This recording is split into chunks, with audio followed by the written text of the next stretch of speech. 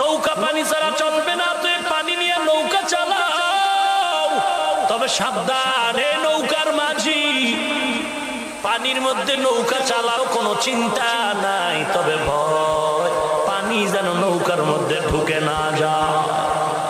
যদি পানি নৌকায় ঢুকে যায় মাঝি তুইও শেষ, নৌকাও শেষ। ও দুনিয়াওয়ালা ভাই, দুনিয়ার লাইনে তুমি চলবা আখিরাতের ইবাদতের জন্য, তবে দুনিয়া ছাড়া ইবাদত করার কায়দা নাই। তবে খবরদার দুনিয়া যেন তোমারে গ্রাস করে না নেয়।